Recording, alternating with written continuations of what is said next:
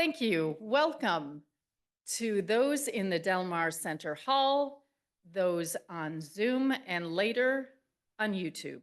My name is Linda C. McCabe, and I am the current chair of the Sea Ranch Forum.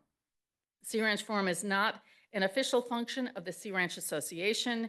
It is organized by Sea Ranch members and is independent of the board of directors and staff, and was originally founded in 1973.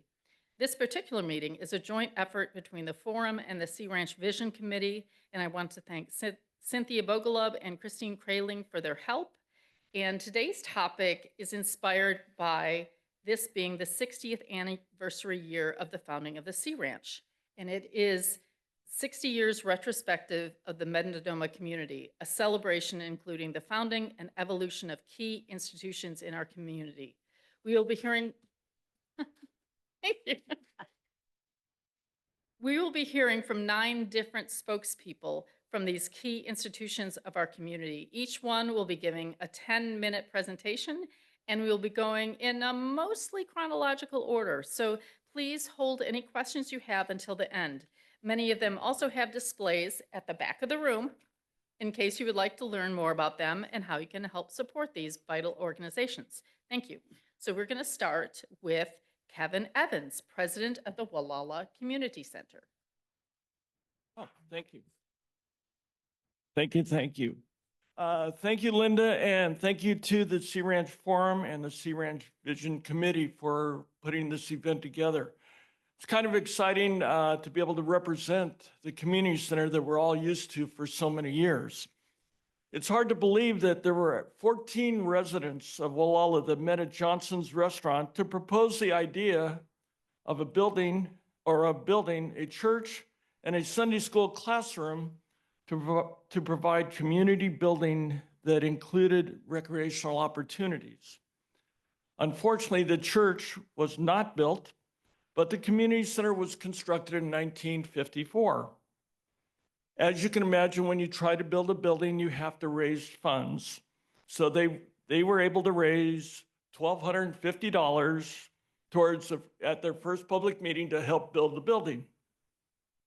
With donated funds, local labor, and materials, the center was built. The first community center board of directors was elected in May 28, 1956. Ted Mills was the president, June Talk was the secretary, and Dorothy Eklund was the treasurer, and they were elected by the general membership. The motivation to build the center was to provide a moral uplift for the community. The GCC bylaws state the purpose of the Gualala Community Center is to provide a center for civic, educational, welfare, and cultural activities. In 1976, the stage was constructed and dedicated to Tony Vieira, who was the first manager of the community center. And in 1992, the general membership approved the allocation of $140,000 towards the construction of the annex building. We can see how prices have changed since then. If we can go. It takes key volunteers to make the operation go. Pictured are Rick and Kathy DeMaio. They were the key volunteers and the inspiration for the community center operation. Little known fact is May Enos and Kathy DeMaio proposed a monthly rummage sale to generate revenue for the GCC operation in 1966. The first official pancake sale was held in 1967. And in 1968, the rummage sale was officially named Pay and Take. Robley Duncan and his 3 generations of Duncans constructed the brick fireplace and the exterior brick entryway to the community center. So it truly was a labor of love for many of the community members in Gualala. We have some great, the community center has provided a lot of support for a lot of different groups. The Rotary Club pictured here held their regular meetings, had fundraising events, and also did a presentation of scholarships to local students. The next picture is of the Gualala Lions Club. They too held their club fundraising events. The crab feed, which many of you have been able to attend, the St. Patrick's Day event, and the chili cook-off. The pictures on the left and in the center are of the crab feed, and on the right is of the St. Patrick's Day event. And you can't tell, but there's the Michigan State shirt. I saw that on it better. Yeah. Go green. The next slide, Coastal Seniors. Coastal Seniors did their congregate meal program at the center. They also did their Meals on Wheels. But most importantly, as you can tell, they held their spaghetti dinners. And there's a young man who obviously is enjoying his spaghetti dinner. And so we wanted to portray that. In the back, behind the young man, is a picture of the Kid House, which was one of the last standing buildings on the property before the community center was finalized. Next picture. This was something that was a co-sponsored event with the GCC, local service clubs, local businesses, and volunteers. And that was our annual Thanksgiving dinner. It was open to anybody who would like to come together in fellowship and have a Thanksgiving meal. Many of the residents and even those that were visiting participated in the Thanksgiving dinners, and it was really a labor of love by all of the volunteers, and we do miss it.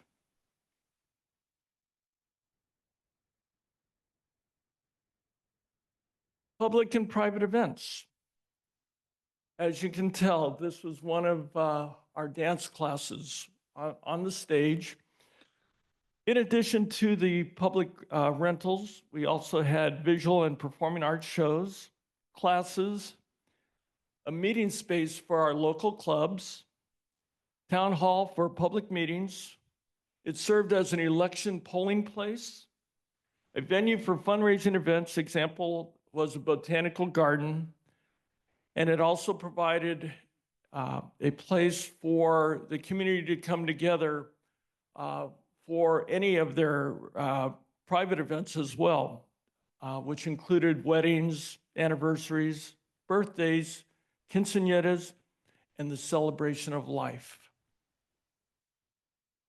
But I think most importantly, the center served as an evacuation site to support individuals displaced from their homes due to a catastrophic event, to provide a support facility for first responders and the community during storm damage, fire, flooding, earthquake, and power outages. That was one of the untold stories that we, in collaboration with our local first responders and safety service operations, that is something we never really wanted to use, but it was available should there become a problem in our community. And as in 2023, we noticed when we had the terrific storm that Gualala and the Sea Ranch became landlocked, and we couldn't head south of Stewart's Point, and we couldn't go further than Point Arena. And so we had to rely on our resources here, and the community center provided that opportunity for everyone. Next slide. Since 1966, Pay and Take has served as the revenue-generating source for the Gualala Community Center. There are 5 departments that operate through the Pay and Take operation. The upper right is clothing. The bottom right is our baking operation. The bottom left, that is our housewares and furniture and electronics operation. The upper left is also the furniture and electronics inside the building. And as you can see, the upper center portion is the bookstore, which is quite an extensive library. I will tell you that a lot of the items that we receive are not necessarily used and sold, but they are donated throughout the community and to local agencies that could use use our items. For example, the bookstore, we don't keep the paperback books, but they are transported to a jail in the Sonoma County, and the books are for the inmates that are looking for reading material, and so we provide them a regular supply of books to update their library. I will also point out too, real quickly, that all of these items, should anybody in our community have a catastrophic event where they're displaced from their home, we will provide clothing, housewares, and furniture to help support their home or the rebuilding of their home at no charge. All they have to do is contact someone from the community center, and we will provide the necessities for you to get back on your feet. We also support our local educational system. We get a lot of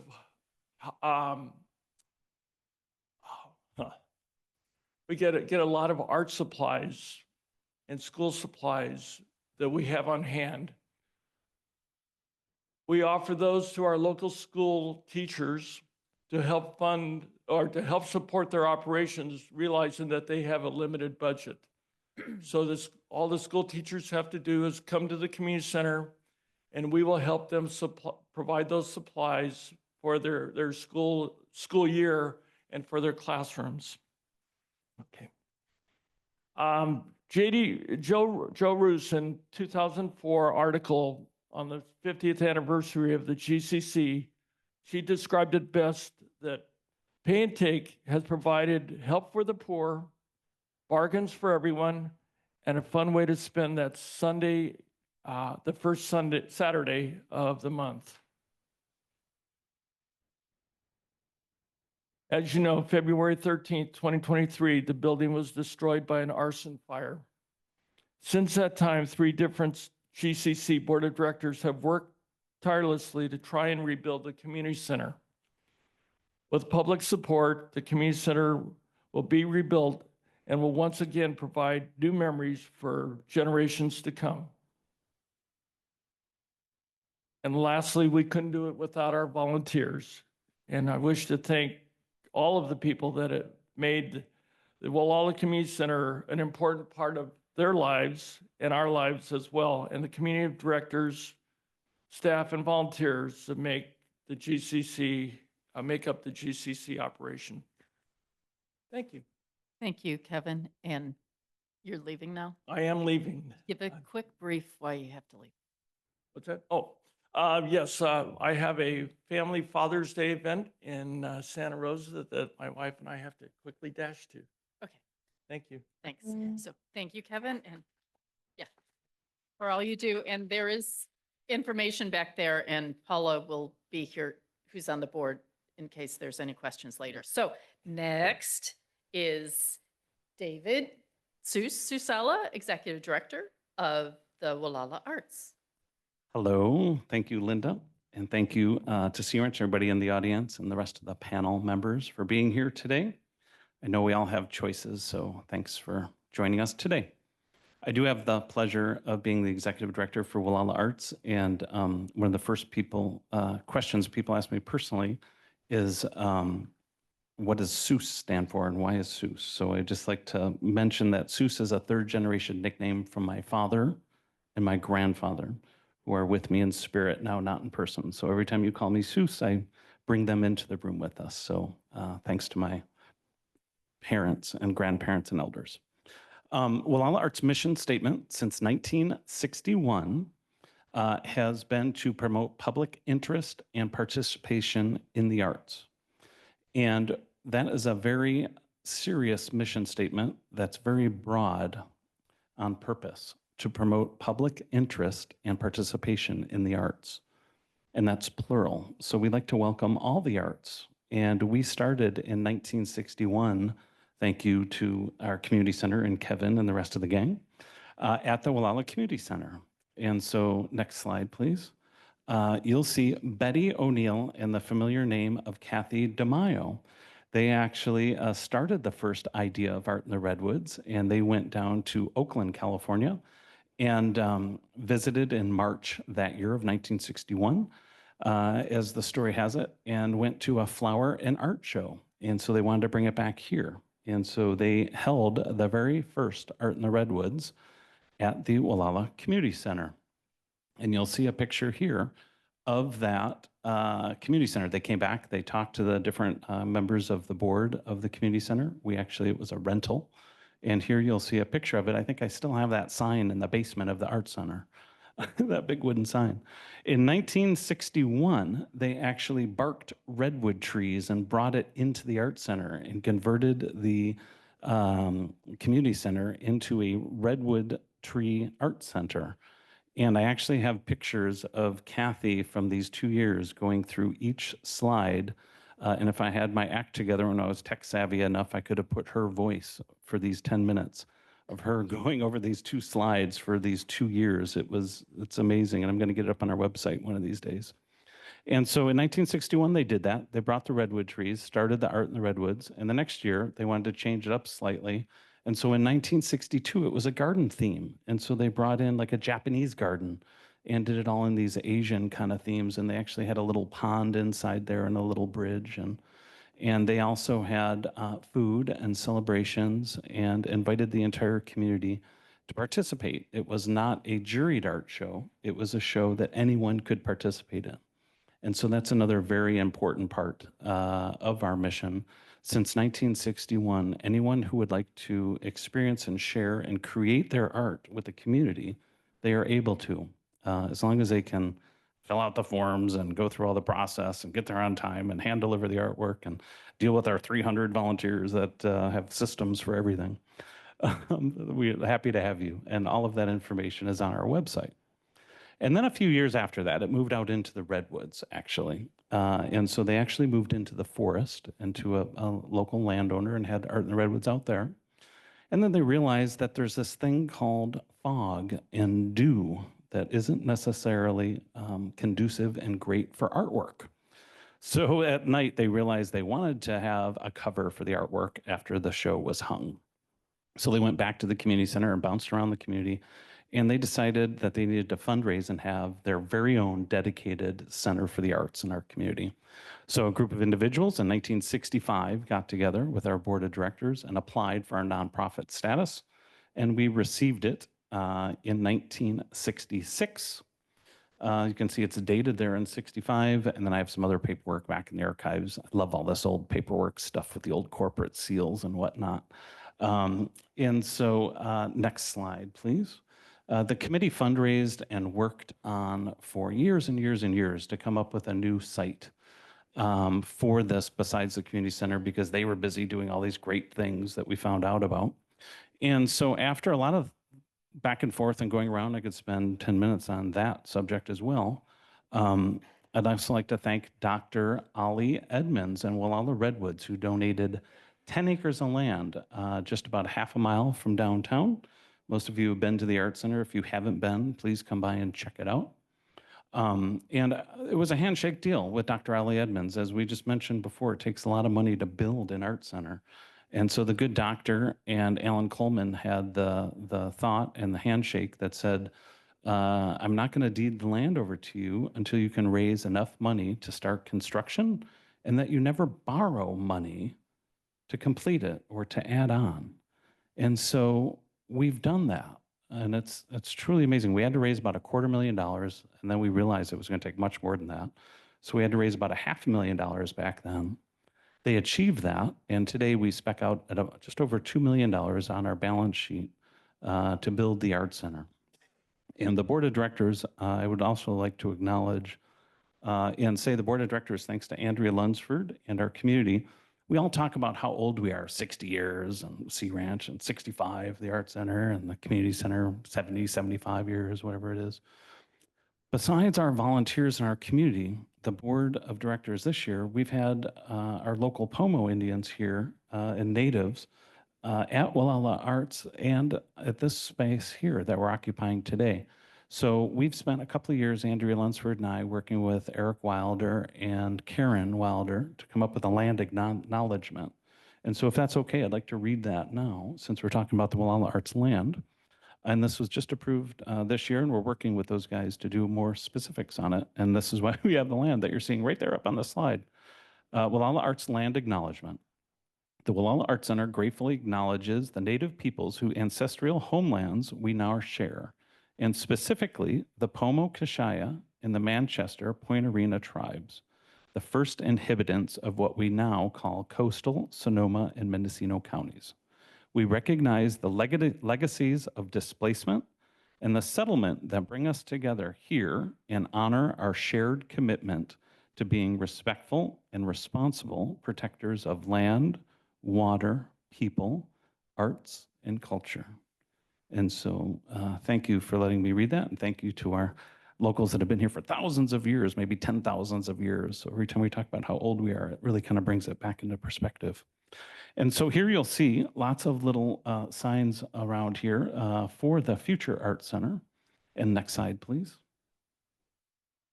We'll get a little closer to what we're looking at. So after the board got the commitments from Dr. Ali Edmond, we brought the communities together from Annapolis, Sea Ranch, Gualala, Point Arena.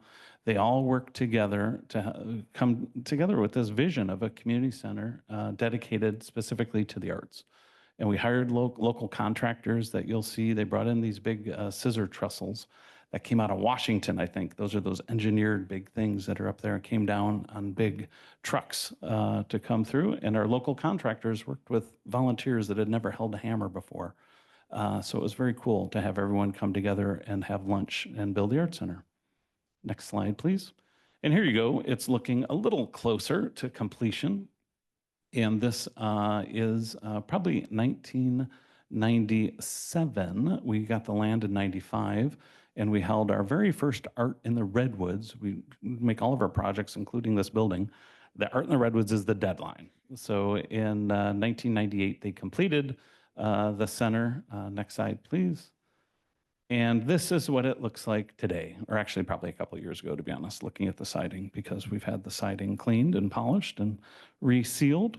And so the Gualala Arts Center has grown into a 15,000 square foot visual and performing arts center that does all kinds of things. We also have the Dolphin Gallery downtown, which we started in 1969, was in Anchor Bay and then the Sunstrom Mall for 40 years. And then ended up now, we're very happy to be with Julie Bauer, our landlord in town in the Bauer Residency in the Sea Cliff Center there, right at the top of the Bluff Trail. And we have a dream of buying a ticket at the Dolphin Gallery and walking to Art in the Redwoods. Maybe not this year, but one of these years. And so we're thrilled to be there. And please come. Next slide, please. So this year, I've got about another 6 hours of presentation to talk about all the stuff that we do. No, but we host over 100 publicized events, close to 2,000 calendared events every year. And everything from Art in the Redwoods to theater to plays to all kinds of great stuff. Please, please, please come by and check us out. Most of the people in this room have been there. Most of you people out there in radio land, internet land, if you're watching somewhere, gualalaarts.org. Next slide, please, is join the fun, which is, that's the key to everything we do at the Art Center, is to try and have fun. Please volunteer, donate, create, become a member of our family today. We are a membership organization, gualalaarts.org. We're going to double our membership this year. How are we going to do that? If every non-member joins, but even quicker yet, if every member out there gives away a membership, we can double our membership within the year. Thank you, everybody. Thank you, David. And next up is Stephen McLaughlin, editor and publisher emeritus of the Independent Coast Observer. Good afternoon. Thank you for attending this afternoon. First slide, please. While my parents, Joanna and John McLaughlin, were raising their family in Palo Alto, they had been dreaming of a future retirement plan somewhere on the California coast. And in 1967, they discovered the recently opened Sea Ranch. Joanna wrote later, "The well-planned Sea Ranch represented everything we wanted in a retirement home by the ocean and at a price we could afford. We bought the Sea Ranch concept and a Sea Ranch lot." Years before, Joanna had been a newspaper reporter for a big city newspaper and retained that dream that many reporters have of publishing their own newspaper. When she attended her first annual meeting of the Sea Ranch Association in 1968, she saw a need for better communication among the owners and hatched a plan for a newspaper to serve them. Bill Rand, who was the first association manager, advised her to broaden the coverage of her nascent newspaper to include the surrounding communities in Sonoma and Mendocino County. A letter she was sent at her expense to Sea Ranch owners brought a few hundred subscriptions at $2 each and to try the first 10 issues by mail. Slide. With the help of the crew of a local printer, she put together the April 1969 issue on the dining room table at our Palo Alto home. She brought the printed papers up to the coast to mail at the Gualala post office and distributed them to local stores. She also gathered news and photos here for the next issue. After John and Joanna moved into their just finished house at Sea Ranch, in 1970, the ICO moved into an office in Gualala where Noma is today, north of the Surf Market. Slide. Yeah, that's it. Okay. No, the ICO office became a busy nexus of town life, with folks dropping in daily to bring news, buy subscriptions and advertising, and just to chat with the editor and the staff. Slide. Okay. The ICO had a refrigerator-sized CompuGraphic photo typesetting machine, a pre-digital Verityper composing machine, and even a small offset press for job printing, all crammed into that space. Then in 1971, the ICO purchased its first newspaper press, which was installed in a warehouse space east of Highway 1 and operated by production manager John McLaughlin. The newspaper also went from a monthly to a twice-a-month publication. In 1973, the ICO began weekly publication and has published every week since then. Slide. In 1974, the proud staff posed for a photo in the spirit of 19th century newspapers in the Old West. That's Joanna in the front, John is on the left, and that's me on the far right. In 1977, the office moved across the highway into much more spacious quarters adjacent to the press room in the former house where now the Redwood Coast Humane Society is located. As Joanna's newspaper grew in both page size and circulation, a larger, faster press became necessary to continue production in our own newspaper shop in Gualala. John had died in 1980, and David Torres, who had been trained in printing and mentored in photography by John, took over as production manager. And the ICO operation moved into a combined office and print shop on Highway 1 at Pacific Woods Road in 1981. Joanna semi-retired in 1988 and appointed me editor, with Joanna continuing her role as publisher. We worked together until her death in 1995.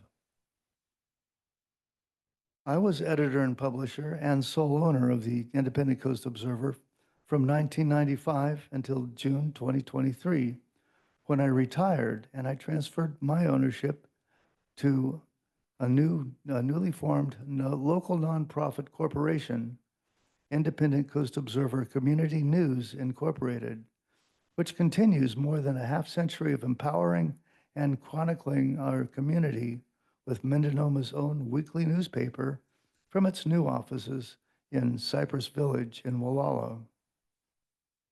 You can participate in what Joanna in 1969 called an experiment in communication by joining as a member for $100 a year and read the ICO online and on paper in your mailbox every week. Thank you.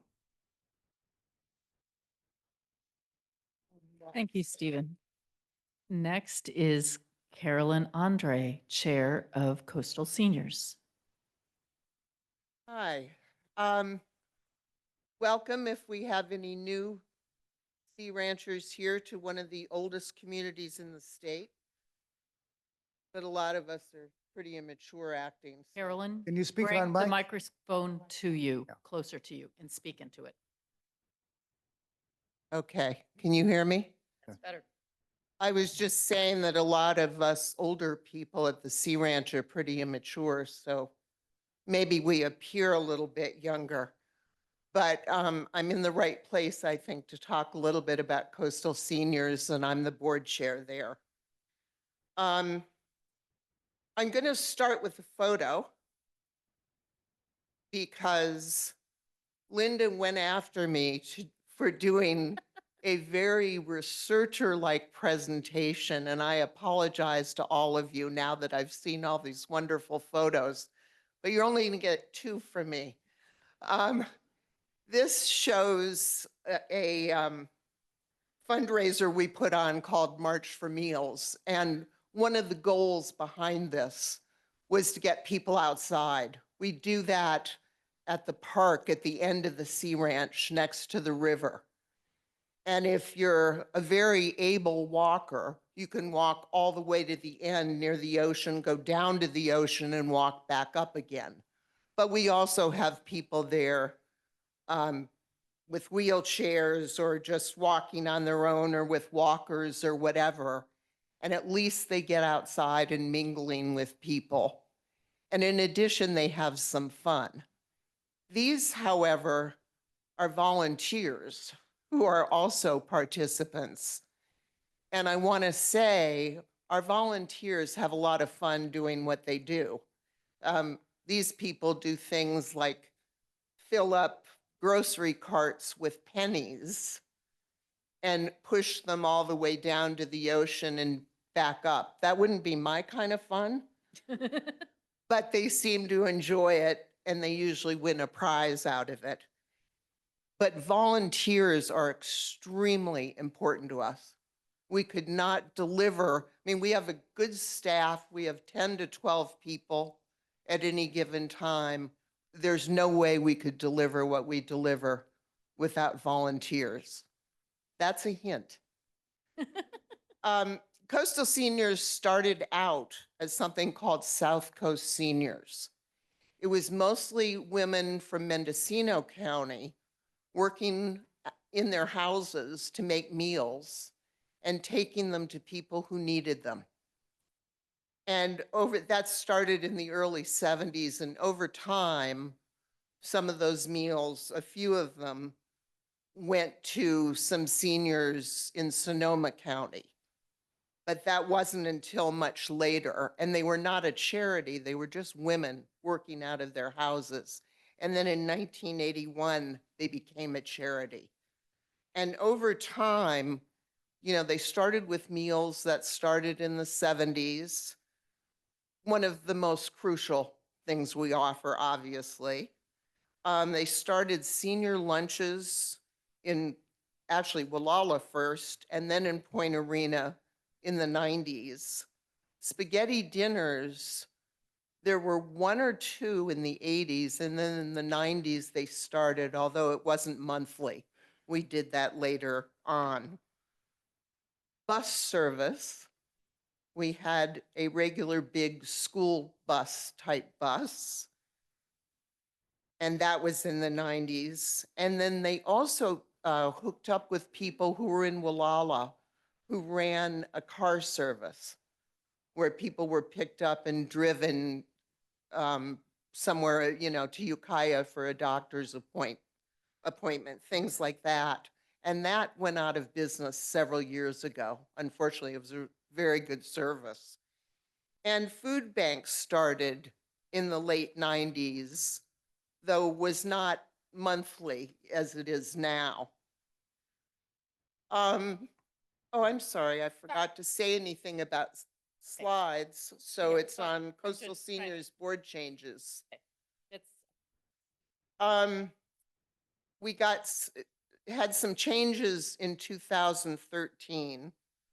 I was elected as board member, a board member, Shirley Marks, who had been there for years, didn't retire, stayed on the board, but moved out of that position. We got some more people from the Sea Ranch because we were interested. We had maybe 1 or 2 people, for example, who got meals at the Sea Ranch, and that was about it. And by the end of that year, it had gone up some, and I'll tell you more about that in a minute. But I do have a background as a researcher, and I knew what the demographics were of the Sea Ranch. 70% of the people were seniors by 2013. And actually, I knew we were heading toward 80%.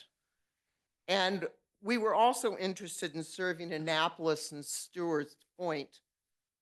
Not very interested in going beyond that just because of the distance. And our office was in Point Arena, and we go all the way up to just below Elk. And it's hard to get volunteers to, that's a lot of coastline and 20 miles inland, and it's hard to get people for that. Next slide, please. So we started some research with only Mendocino people and found that the worst issues among the oldest were loss of a spouse, which was the worst, but also surprisingly bad, at least we hadn't thought about it very much, was loss of a driver's license. And that really limited people's lives. A lot of them were isolated and lonely. They couldn't drive at night. And many people my age and friends of mine are finding that's getting harder and harder. And also our large bus took too long to pick people up to go somewhere and then take them back home. We pick people up and drop them back at their homes. So that was a lot of stops.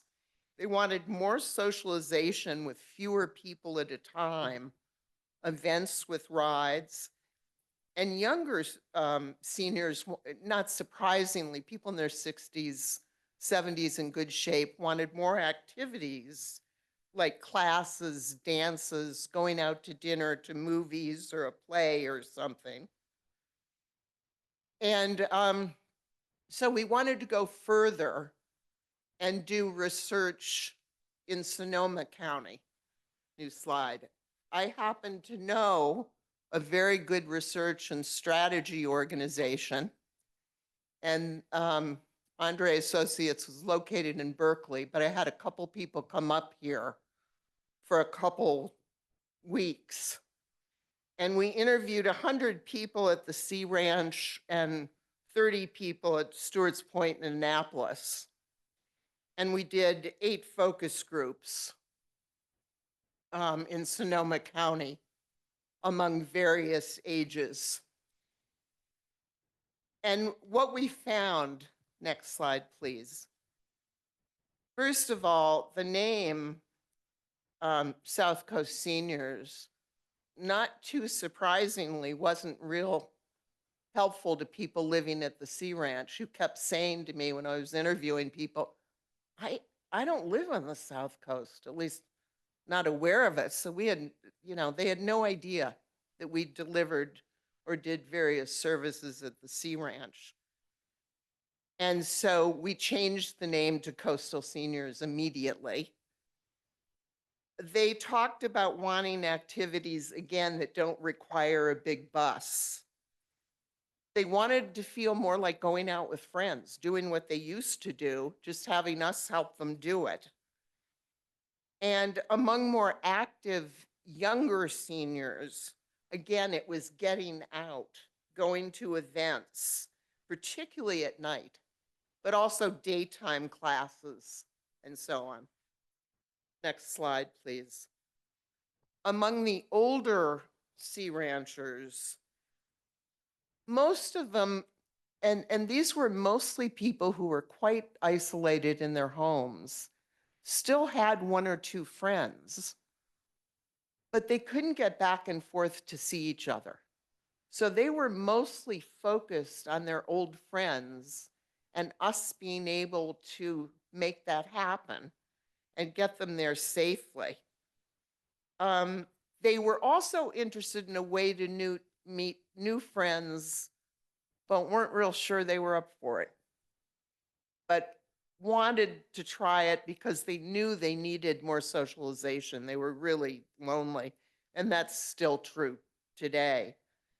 And they were also open to maybe having phone calls with people instead of visits, if that was something that could work out. And they also talked to us, which we hadn't heard a lot before, about wanting help staying in their home. So in other words, they needed to be able to get to doctors. We don't have a lot of those around here. So that necessarily means going to places around us, as you're aware, and particularly by the time you're seeing specialists. And also shopping, and shopping for food, but also animal, pet food. Finding out about caregivers, all sorts of things that could help people stay at home. Next slide. So the results of the research was fairly obvious. We changed our name, as I told you, to Coastal Seniors, and advertised much more often to Sonoma County people as well as Mendocino County. We turned in our old bus and got 2 7 or 8 passenger buses. And they are going every single day of the week. And the advantage is not only the issue people brought up about how long it took to get back from something if they were the last person to be dropped off, but also that it's possible at the end of the week, Thursday, Friday, we go to other towns. That allows us to have one bus potentially going to Ukiah and the other going to Santa Rosa. And we didn't have that opportunity before. Or if necessary, someone could go do errands for certain people while someone else drove to Santa Rosa that day. We started our Out and About program, which was the activities program that people wanted of various kinds. Classes, dinners, movies, etc. And we started what we call the Friendly Visitor Program, which is putting together 2 people, one who's visited, one who's the visitor. And for various reasons, that doesn't always work that well. So we're kind of reworking that if we can. We started doing much more help with groceries for people, as well as getting people, volunteers who would shop for groceries and deliver them to people who are homebound and then get reimbursed for it. Much more shopping, doctor visits, lists of health aids, lists of all sorts of things that people can use, again, to stay in their homes. And we started the March for Meals, which I showed you a photo of at the very beginning, again, to get people outside and get the idea of exercise, particularly to older seniors, because moving is really important. There are still some things we're not doing well. One is we're not finding enough volunteers now And here's what's happened. When I started in 2006, I was a volunteer for Meals on Wheels and have been ever since. We had 25 people we delivered to in a day. Today we have 80. We do almost 30,000 meals a year. It's a lot. And again, now we also have Timber Cove because nobody was servicing them. And we picked up an Indian reservation on the way there too. So we've added people and distance. But our volunteers, because our office is in Point Arena, basically have to start from Point Arena. We used to be able to do some of that out of the Gualala Community Center. That's gone now. So some people are going, 70 miles. I do about 65 a week. It's not nothing. And if you ever decide to volunteer for Meals on Wheels, I have a really beautiful, great car. It's about this far from the ground. That means I get in and out of it 30 times when I do Meals on Wheels. Don't get something like that. It doesn't work well. We have to figure out what to do about a Gualala lunch spot because we're not serving Gualala well enough with any of our programs because we're not close enough. And that's why we're very interested in getting into the Gualala Community Center and being part of that because that puts us much more in the center of our territory and we really owe service in the center that's as good as that's in Point Arena or Manchester. We are going to have some real money problems. You probably know that senior programs are being and are going to be cut, and we don't know exactly what that means. We already, for the last fiscal year, have gotten no money from Sonoma. So that's going to be a real problem for us. We need to figure out how to find people who are willing to be what's called a friendly visitor. And Coastal Seniors is also working with the Vision Committee, which is supporting this program today as well to try to do that. So we may do that on the Sea Ranch through the Vision Committee, but we need it to be a stronger program in the rest of the area as well. And if anybody has any ideas, please get in touch with me. And I left some cards at the back table. You can call me or email me. The problem with that program is the people who need to be visited don't feel comfortable having someone coming to visit them. In other words, they feel kind of pitiful. I need to be visited, and this person who doesn't need that comes to visit me. It doesn't feel equal. And that was the way the program was set up when we originally were funded by someone to do it. But we need to rethink that. And I've done it in certain ways where it did work, but it wasn't really in a very straightforward way. I told everybody they were the person visiting, even though one of them wasn't. And so they felt a lot better about it, but we can't do it that way anymore. So if any of you have ideas, if you want to volunteer, please pick up a card back there, call me or email me. And I have one more picture just for Linda. And also to let you know, if you do volunteer, people have fun, but they get exhausted. And we do let volunteers rest at the end of their shift. Thank you.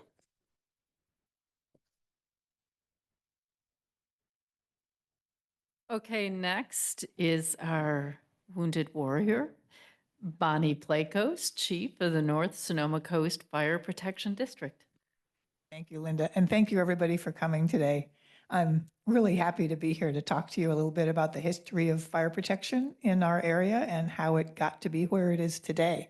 An important thing to realize is a lot of people and a lot of different agencies have all worked together over all these years to get us where we are today. Those are an example there. So next slide, please.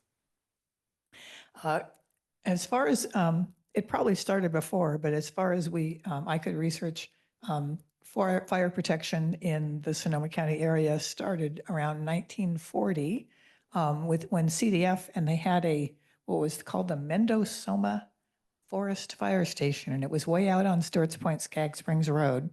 You can see, there's it says YMCA here. This is Camp Leahona now. And these were the original buildings. Something that was cool about these buildings, it's where did they come from? They came from the 1939 Golden Gate International Exposition on Treasure Island, which is when the exposition finished. They gave away the buildings.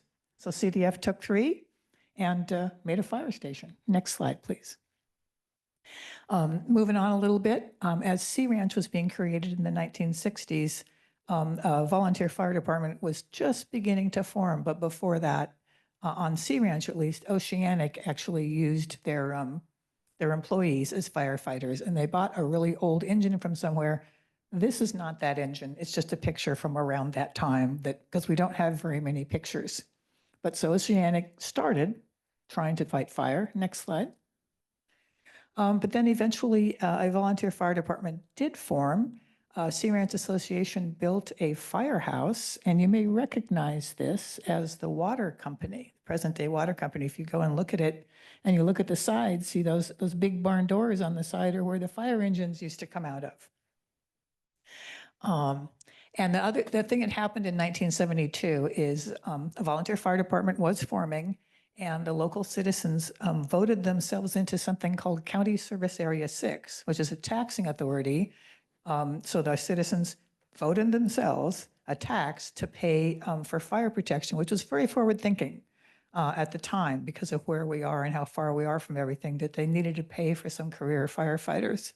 And so that was the beginning of our contract with CDF at the time to pay CDF to provide, when they started, one at a time, a career firefighter to work with the volunteers. Next slide. And I don't have a lot of data on this, but the nascent volunteer fire department finally in 1973 became very formalized. They formed as a nonprofit corporation for the public benefit. And there's the articles of incorporation right there. And in the 4th of July, 1973, we had the first picnic. And the picnic's been going every year, except for a couple COVID years. Next slide. Hold on, I think Steve said that he actually did that ad. What do you do? You do that ad? You had said before that you had done that ad for the barbecue. Okay, so. Yeah, it's $1.25 for hamburger and chili. That was the original. So next slide. CDF was trying to increase their ability to serve out here, and they built a new fire station. It's the same one that you see now at 960 Annapolis Road, right next to the Sea Ranch Association. So they moved there and they closed the Mendonoma Fire Station, and they burned down the buildings. That's how they got rid of the buildings out there. I'm sure they used it as a drill. And here's the station today, and so it looks all spiffed up.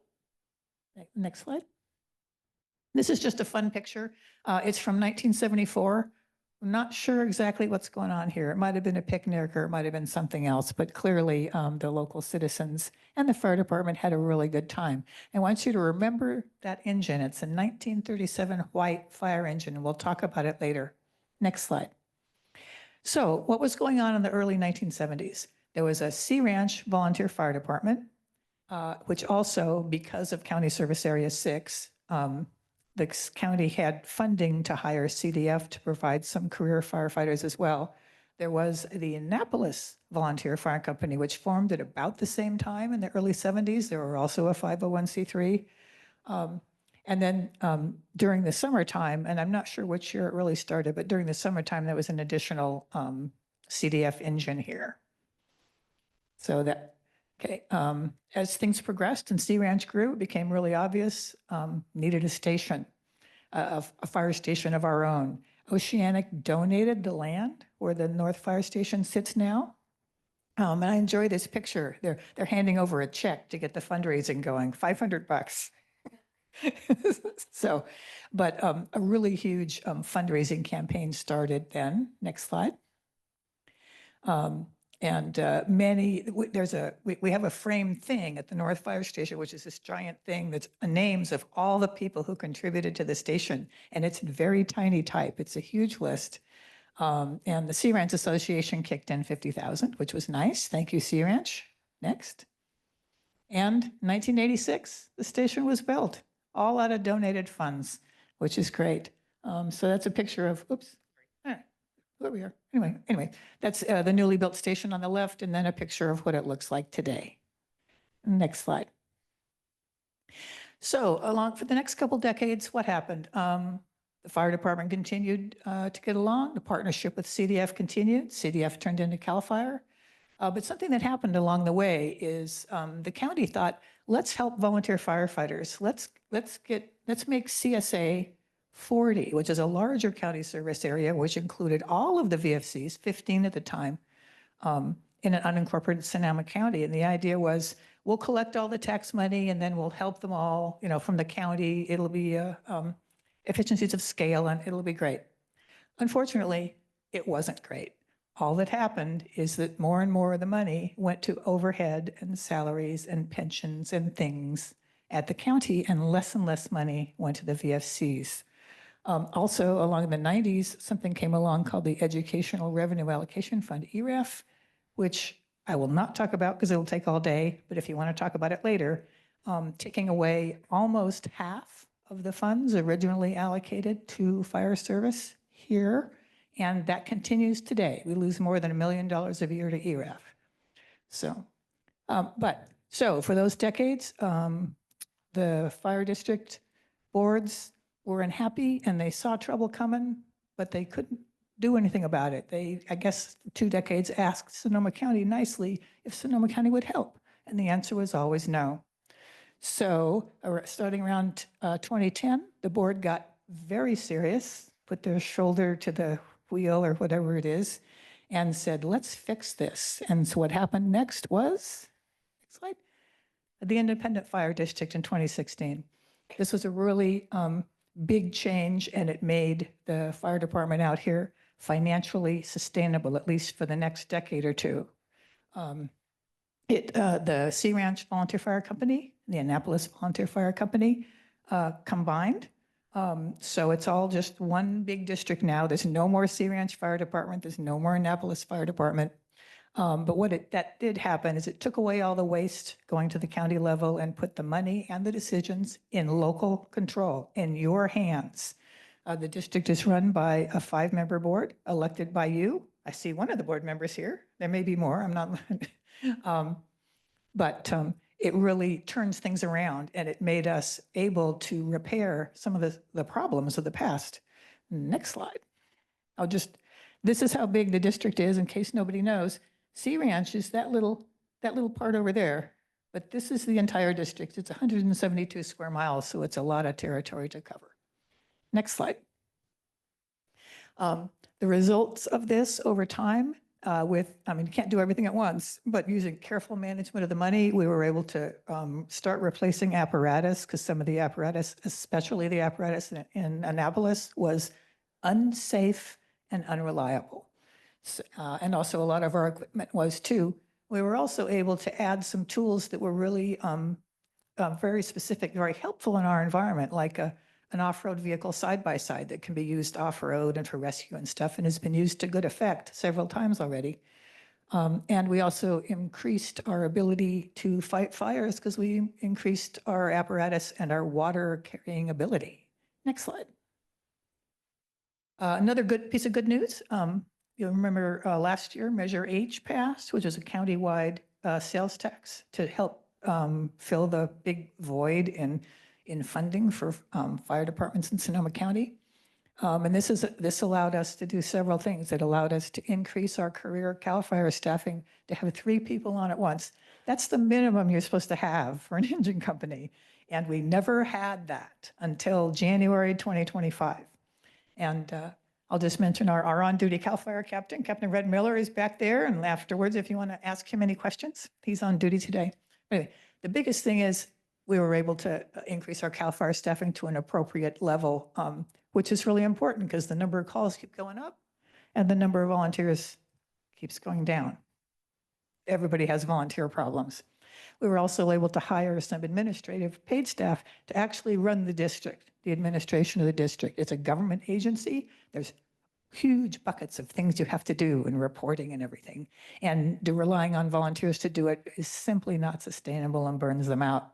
So we have staff and, okay, and the rest of the money, not yet. Oh, stay there. And then the rest of the money is going to, from Measure H, is going to contribute to a fund because our next thing that we want to do is we want to actually finish the North Fire Station. It may look finished, but it's not. It's a great place for equipment. It's a big garage with a meeting room, but it's not for people. You can't keep staff there. There's no place for firefighters to sleep or anything. And the long-term desire, but they ran out of money, was to be able to have that station as a residential station with 24/7 coverage. So that's our next big thing. We're working on that. So just next slide. So just kind of as an example, since the 1970s, we've gone from this to this, which is our current fleet, which we're very proud of. Next slide. So remember the old 1937 engine? It got given away by Sonoma County. It was a ranch truck or something. And then it sat in somebody's barn for years. And a family out in Annapolis said, hey, this is in our barn. Do you want it? So that's what it looked like in the barn. That's what it looked like in 1974. So we took it, and we have a team of enthusiastic volunteers that have been working slowly to restore it to be a parade vehicle. So we don't know when that's going to finish. Maybe next year, maybe the next year. Had to lose a couple years for COVID. But anyway, we're pretty excited about that. And it's a really nice piece of history. Next slide. So what makes all this happen? We've made all this progress. 2 things: volunteers, as everyone here mentioned, that's what our lifeblood is, and the partnership with CAL FIRE, because they're particularly suited to fire protection in where we are, a rural, distant area. And so that's what makes it work. Next. So this is just a little walk through memory lane of as many group photos as the fire department as I could find. May recognize some people. Yeah.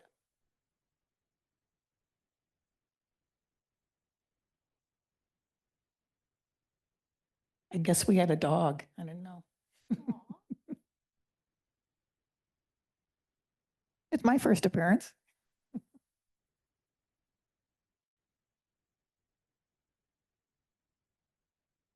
There's Dan. He was the chief from around 1983 to 2010.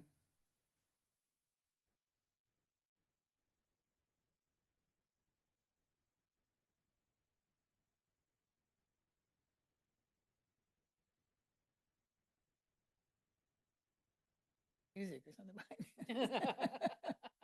Anyway.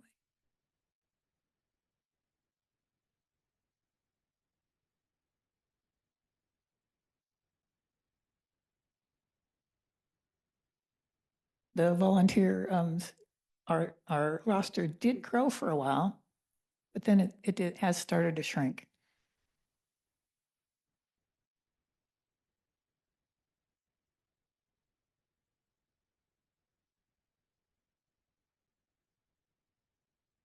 In 2020, obviously.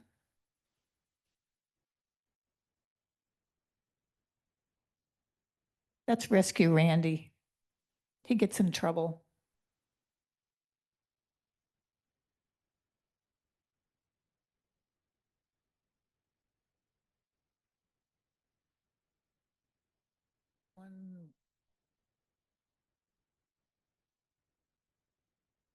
And that's last year's picture. We haven't taken this year's picture yet. So go ahead. Okay, so what's next for our fire department? As I mentioned, working on funding and figuring out how to complete the North Fire Station is our next big thing. We need to work harder at recruiting. We have great volunteers, but we are slowly aging out. And we haven't been able to come up with any new volunteers in a couple of years. So if you think you can't do it, think again. You might be able to do something that you didn't think you could. But always, I mean, the reason we're here is we respond when you need us, and that's what we do. There's a couple of websites if you want to learn more about us. There's the nonprofit has a website, and North Sonoma Coast District has a website. See one more slide. Okay, so, and thank you everybody for your support. A couple of things that aren't on the slide. I had only a brief time, so I didn't get to include anything about the history of Timber Cove Fire or South Coast Fire, but they are here. They are volunteer fire departments. They have similar histories to us, and they should have your support. There's some information handouts on the table at the back about the district and about other things. There's information about signing up for air ambulance memberships, which everybody should do. And the next forum is here on July 19th, and that's going to be specifically about emergency response. It's going to be about the fire department, about who responds when you call 911. We're going to have a little briefing on the fire season outlook for this summer, and we're going to talk about some other, safety and preparedness topics. So I want you all to come. Thank you. Thank you, Bonnie. And next up is Janis Dolphin, who's a board member of Redwood Coast Medical Services. Hi, I've served on the board as secretary for the past 5 years or so, but my history with RCMS goes back a lot further. I particularly like this photograph to start with because it shows that how we live on the edge, not just of the continent, but in a place that takes a lot of extra effort sometimes just to exist. In that resilient spirit, I moved to the coast in 1976 with my partner and our baby daughter in an old government surplus mail truck filled with homesteading supplies, including 3 goats and an unwarranted amount of optimism. Right away, I picked up a copy of the ICO and, thank you, Bronwyn, and read that Dr. Woodruff, who had a home office located on the Sea Ranch, was leaving his practice, that the Point Arena Medical Center was having a hard time maintaining a doctor, and that another physician in Gualala, Dr. Brigham, was retiring soon. Next slide. Local ambulance service at the time was provided by Ormsby Airs, a business in Point Arena that doubled as the local mortuary, which was kind of an uninspiring combination. Furthermore, in those days, the ambulance wasn't obligated to run into Sonoma County, as there was no mutual aid agreement between the counties, and even the highway patrol didn't cross county lines to respond to accidents. In the spirit of wanting to be better prepared, Sea Ranchers Pauline Sater and Doris Bertram took EMT classes in Point Arena that were given by Santa Rosa Junior College, after which, in Pauline's words, they'd learned just enough to make us aware how helpless most of us are in a true emergency. A few months later, in the fall of '76, Pauline, Sylvia Moore, and Joe Griffin of the Sea Ranch were sitting on the steps of the Stewart's Point store with Bus Richardson, the store's sociable owner, and the Stewart's Point postmaster, discussing the local medical services situation, and they decided to call a meeting at the Sea Ranch Fire Department on Annapolis Road. By the end of November, the group had met twice with the initial vision of providing comprehensive medical care, including emergency care and lab and x-ray services, to Northwest Sonoma County, including community members as far south as Timber Cove and as far east as Annapolis, the Kashaya Reservation, and Odeon, the Buddhist retreat center on Tin Barn Road.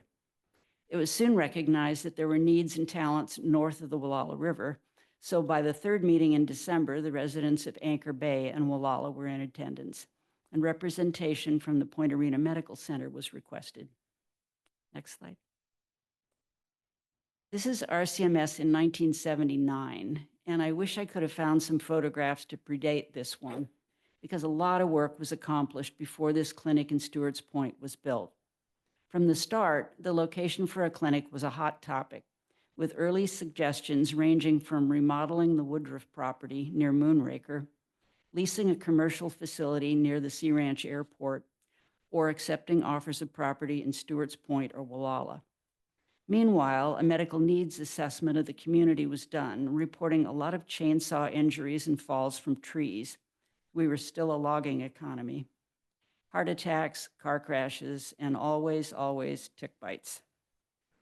By February 1977, the fledgling clinic was officially named Redwood Coast Medical Services and was a registered nonprofit corporation with articles of incorporation and bylaws, an official board of directors with Joe Griffin as its first chair, and a voting membership that cost $10 for each person over 18. Models for funding were researched and ranged from paid memberships, prepaid health care plans, tax support, and government and private grant funding. Early proposed budgets allowed for a half-time director at $10,000 a year and a physician at $30,000 a year, for some historical reference. By September of '77, 1 year after that momentous chat on the porch, the temporary office near Moonraker had a Dr. Donovan Cook seeing patients for RCMS, but debate was ongoing about a permanent location. With continued funding from the state in the balance, the decision was made in early '78 to locate RCMS in Stewart's Point on Skag Springs Road near Highway 1 on land donated by Bus Richardson. As the clinic was being designed by architect Don Jacobs, Dr. Cook decided to go back into private practice, to buy the rented facility near Moonraker and to take his small staff with him, leaving RCMS in the lurch. An alternative was to temporarily use the old cottages across the street from the clinic while it was under construction, and much effort was put into repairing and renovating them, only to have Sonoma County's building department deny their use. So then a trailer with 2 exam rooms and a small waiting room was acquired, which took several more months to prepare. An administrative office and the clinic's lab were located in one of those renovated cottages that you can see today, and they're not in the greatest shape. Today, RCMS is rightly proud of its modern, well-equipped lab, but back in that cabin next to the trailer, we made do with a microscope, an autoclave, and a simple centrifuge. And when we moved into the new clinic, we developed analog x-rays with wet bath chemicals, which was old school. Next slide. By September of '78, RCMS was starting to hit its stride with a new physician, Dr. Dwayne Olson, a physician's assistant, an executive director, 2 community outreach workers, and a small support staff, all working out of the trailer and the cabins. Almost a year later, a beautiful new clinic was finished and a grand opening was held, complete with country music, happy locals. I know there was plenty of wine involved in that because I was there, and politicians. Dr. Olson was a marvelous fit for our community, and he gave the dedication speech. Now, although I'm sure this photo was staged, I wanted to use it to tell a short story about how RCMS has always been there when we need it. At the time, I was working as a medical assistant, and I arrived to work to find Dr. Olson and Lois Falk, our new family nurse practitioner with midwife credentials, fortunately, looking bleary-eyed but excited. Dwayne had received a call in the middle of the night about a woman in potential early labor, so he called Lois in immediately, and the two proceeded to deliver premature twins born precipitously to the local forester's wife. The tiny babies were wrapped in space blankets to conserve heat, placed on their mama's belly, and all were flown out by helicopter to Santa Rosa. The 2 boys went on to thrive, growing up here on the coast, and their grateful papa later joined the RCMS board, which is a hell of a way to acquire a dedicated board member. Next slide. From the start, there were strong arguments made for a clinic in Gualala, largely based on population and clinic usage. In 1982, RCMS was still dedicated to staying in Stewart's Point, but in the summer of '83, Dr. Olson announced he was leaving, and talk began in earnest about not only finding a new doctor, but also about moving the clinic to Gualala. Soon thereafter, the decision was finalized, facilitated by a generous offer from John Bauer that couldn't be refused. As the clinic in Gualala was being readied, services were offered in both locations, but by the fall of '84, Dr. Tom Bertoli had been hired, and an open house for the Gualala facility was being planned. 3 of the people in that photo still work at RCMS, by the way, and 2 of the others still live in the area, so. All right, next slide. Our current board has often observed that while we welcome public attendance at our monthly meetings, we take it as a sign that things are going well when no one from the community actually shows up, meaning nobody's worried. And for years, that's basically how things went. The clinic evolved, becoming a federally qualified health center in 1999, which assured a significant amount of grant revenue and a significant amount of compliance. A satellite medical clinic and dental clinic were opened in Point Arena. Behavioral health services were added. RCMS was designated an interim stabilization facility, allowing the clinic to receive ambulance transports, and its urgent care department grew to meet the need. A local election in 2014 generated tax revenue administered through our ambulance district to help support the urgent care program. All seemed well until 2019, when the clinic hit a big snag. Due to some bad luck and some bad decisions, the clinic found itself in dire financial straits. And when the situation was finally made public, board meetings were on fire with alarm. Things finally started to turn a corner when Drew McCallie, our current board treasurer, and Ara Chakrabarty, new to the community, presented a financial rescue plan in this very room that suggested a way forward. With hope on the horizon, 4 women from the Sea Ranch, Paula Smith, Andrea Lunsford, Lou Linden, and Christine Kraling, who came to be known as the Forum 4, plus Hall Kelly, led a fundraising campaign that was nothing short of miraculous in its success. Ara, soon named CEO, provided the steady, frugal leadership that the moment called for, and with a realigned board, the clinic regained stability. Next slide. No sooner, let's see. Okay, there are 2 slides that have to do with oh, okay, got it. No sooner had one crisis been averted when another struck in 2020 in the form of a global pandemic. RCMS led the community response, working alongside our local emergency health and safety partners, as we served as our area's de facto public health agency. See what the next, okay, I kind of got them mixed up a little. Large vaccination clinics were organized as soon as the COVID vaccines were available, and our response served as a model that was famous well beyond our service area.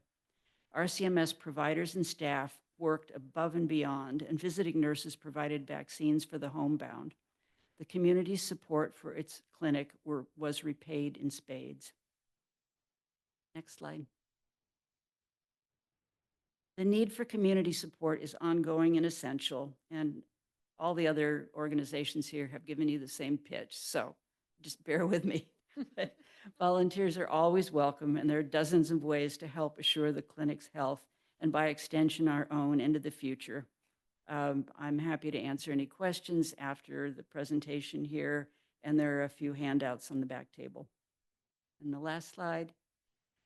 This area, so isolated and independent, has been blessed with capable people who, when they see a problem, step up and do something about it. Starting with that historic conversation on the Stewart's Point store steps in 1976 and continuing through today, we've taken care of one another in ways those folks on the stairs could only dream of. We should all be proud. Thanks. Thank you, Janis. I really love this photo showing RCMS and the helipad. And then you can see right up there for CLSD and the South Coast Fire. It's like, I love it too. it's first responder row. And next up is Bronwyn Golly, Operations Captain of Coast Life Support District. I went on your website to find your title, and so I didn't verify with you ahead of time. So go ahead, give your true title now. Thank you. Thank you. Good afternoon. My name is Bronwyn Golly, and I'm the Emergency Medical Services Chief for Coast Life Support District. Thank you to the Sea Ranch Forum for inviting us to attend. I think we do have slides, though they're not near as in order as anyone else's. Yeah. Bring the microphone closer to you. Coast Life Support District, or commonly referred to as CLSD, is the largest special district in our area. We cover from north of Irish Beach to south of Fort Ross and inland about 17 miles, roughly 180 square miles, 850 square miles. CLSD was established in 1986 with the enabling legislation in Assembly Bill 4227. This bill created the district to provide emergency medical services, including emergency ambulance and life support services, and certain other health services to a specific area within Sonoma and Mendocino counties. The establishment of CLSD was incredibly forward-thinking by members of the community, given that the small size of the communities that were being served by it and the remoteness of the area. Imagine, in the 1980s, the joint effort between community members from Point Arena, Gualala, and the Sea Ranch identifying a need for an ambulance on the coast and taking the steps to not only create a district through state legislation, but to make it by county. As if that wasn't feat enough, these community members also realized that this new district must be capable of advanced life support with both paramedics and EMTs because of our distance from regional hospitals. I will talk more about advanced life support in a minute. Next slide. But first, I'd like to give you some background on me.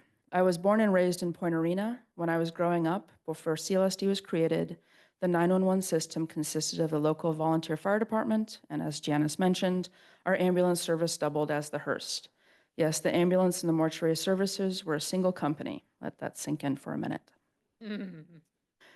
The community members who created Coast Life Support were also able to identify that our new ambulance service needed to be separate from the local volunteer fire departments in order to support all the different areas of our greater community, which are in both Mendocino and Sonoma counties.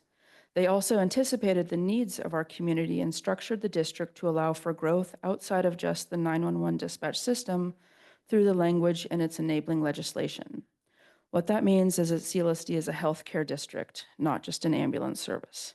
It means that CLSD has been able to expand to support the health of the communities we serve in myriad of ways beyond providing ambulance service. CLSD's mission statement reads, to provide and to promote high-quality healthcare services, facilities, and emergency care and health education to all district residents and visitors. This can be seen in our collaboration with both RCMS and Mendonoma Health Alliance, or MHA, which I'll get into more in depth shortly. Next slide. Later state assembly bills not only expanded the size of the district to include Timber Cove and Irish Beach, but also authorized CLSD to reduce ambulance costs to residents as a gesture of our commitment to the community we serve.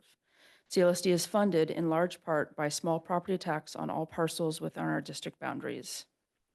As if these events were not enough for our small community, there have been two major other changes that have occurred in the last 10 years.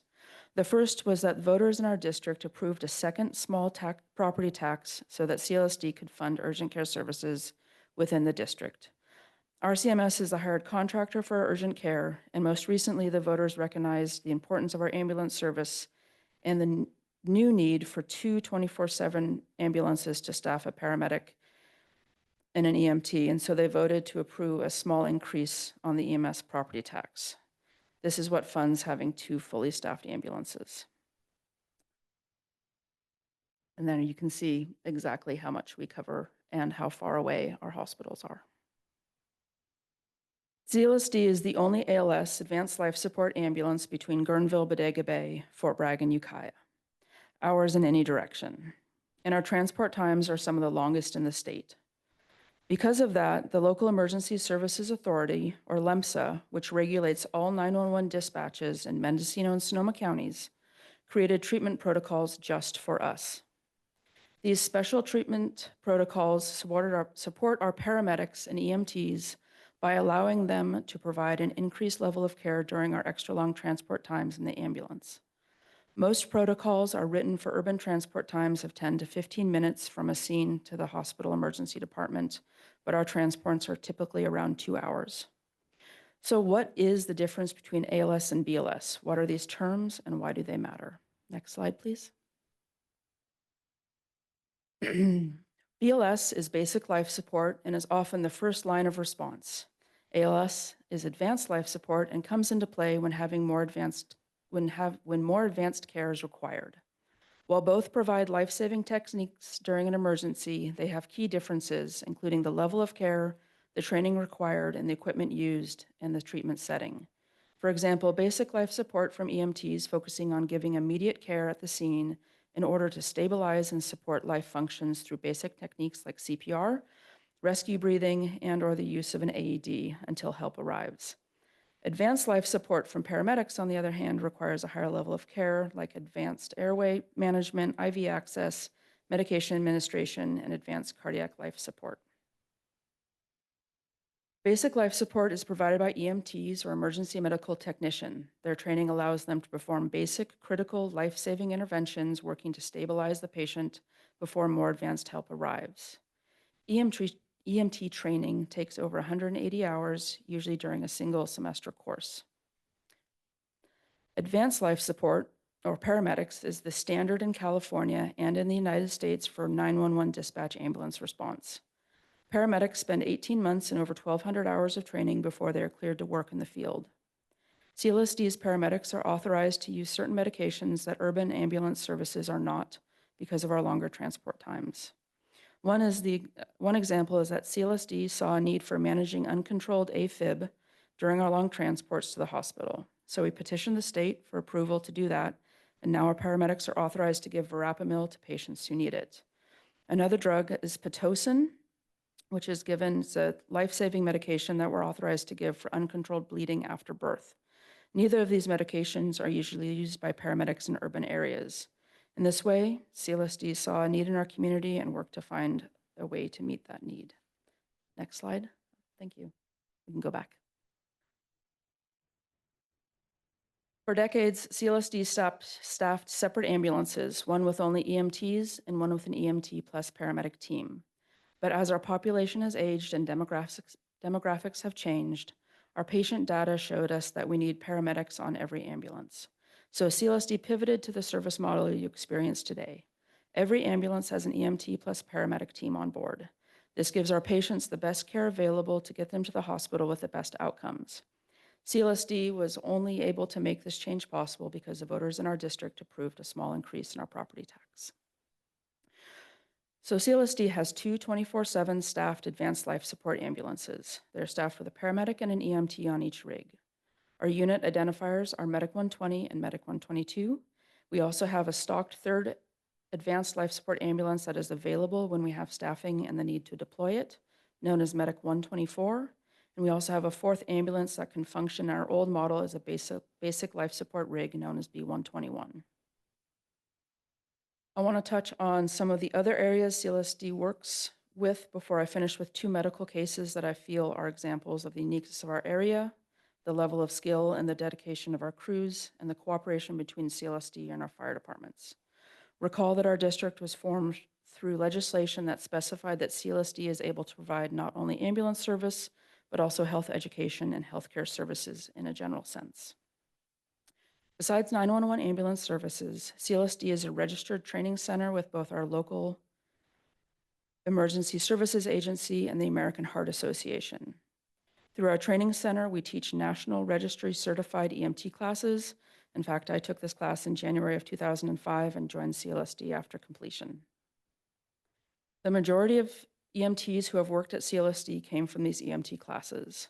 They also provide members of the fire departments a local option for EMT training, otherwise they would have to drive to either Santa Rosa or Ukiah. We offer public safety first aid classes, which is the minimum medical requirement training requirement for firefighters in California, again, so that we can support our cooperating agencies. And we offer all of the American Heart Association, CPR and AED, and first aid classes. We are the only American Heart Association approved training center on the coast between Santa Rosa and Ukiah. We also teach a non-certified first aid and medical awareness class called 9 Ways to Save a Life, which I imagine at least a few people in this room have taken. In fact, our CPR and community education lead, Goldy Pounds, just finished teaching 4 classes for the Posh Squash group. As I mentioned earlier, CLSD levies a small property tax to support and provide urgent care services within our district. When the first approval for urgent care came through, CLSD contracted with RCMS to provide this service and coordinated with them, along with the Local Emergency Services Authority and the State Department of Public Health, to approve RCMS as an approved receiving facility for our ambulances. RCMS is now one of the few, if not the only, approved urgent care facility in the state that can legally receive patients from an ambulance. The contract with RCMS to continue urgent care services was recently renewed for another 5 years. When the initial urgent care program partnership between RCMS and CLSD ended in 2009, both agencies collaborated on how best to provide healthcare on the coast. Consultants were hired, reviews were done, and the end result was that an outside collaboration was needed. All of this work led to the formation of what is now Mendonoma Health Alliance, or MHA, as a partnership between CLSD, RCMS, and Providence and Santa Rosa, at the time called St. Joseph's, providing the backbone to continue looking at healthcare on the coast. The Mendonoma boundaries were based on the response boundaries of Coast Life Support. CLSD still maintains 2 seats on the MHA board and has helped coordinate the formation of the mobile clinic and other areas where there's overlap between emergency medical services and MHA activities. Our community is blessed to have strong and active fire departments. There are 4 fire protection districts within CLSD's district. Redwood Coast Fire Department, covering Irish Beach to Point Arena, South Coast Fire, covering Anchor Bay and Gualala, North Sonoma Coast Fire, covering the Sea Ranch, Annapolis, and Kashaya, and the Timber Cove Fire Department, covering their community into Fort Ross. These are all volunteer-based fire departments. CLSD works closely with all these agencies, not just on 911 calls, but through providing medical trainings and compliance support with EMS regulations. One area in particular that we provide annual training is of the cardiac arrest management, or CAM. CAM is how to manage a cardiac arrest in the pre-hospital setting. Think CPR plus other treatments to save a cardiac patient's life. It relies on coordination between all members of the resuscitation team, everyone understanding their role and the roles of the others around them. Because we're so remote, the coordination between CLSD and the fire departments is of utmost importance, from an ankle sprain to a cardiac arrest and everything in between. Go to the next slide, please. And this is just coordinating with our fire departments. And one more slide. And this is just us having fun. And there should be one more. And one more. There we are. I would like to talk about 2 cases where this coordination and the necessity for advanced life support in our area played out with amazing success. And this is the top right picture. On a foggy morning around 5:30 a.m., a male patient in his mid-60s woke up with chest pain while staying in the Sea Ranch with his wife. This patient had no significant medical history. They were unable to get cell service at the vacation home and ended up driving into Gualala, where Gualala supermarket and the bakery were just opening up. They called 911 and fire and EMS arrived. The patient was moved into the ambulance and put on the cardiac monitor. He was having a heart attack with ST elevation noted in his 12-lead EKG. The weather was coastal summer weather, which meant very foggy, so no air ambulance was available. The paramedic and EMT partner started South Code 3, lights and sirens. At the Sea Ranch Lodge, the patient became unresponsive. They called for fire response and a second ALS ambulance to assist. The second paramedic got in the rig along with 2 firefighters from North Sonoma Coast, and transport was continued Code 3 to Sutter Medical Center. As you can imagine, it was pretty crowded in the back of that ambulance. But each one of those responders was needed for this patient. During that transport, the patient was shocked 25 times with our cardiac monitor. He would go into ventricular fibrillation, get shocked, wake up, start talking to us for 3 to 4 minutes, and then go back into VFib. He was administered antiarrhythmics and pain control medications. This continued for the hour and 40 minutes to the emergency department. At the emergency department, he was shocked an additional 25 times before he was moved to the cath lab, where he had a stent placed. He was released with no deficits only 2 days later.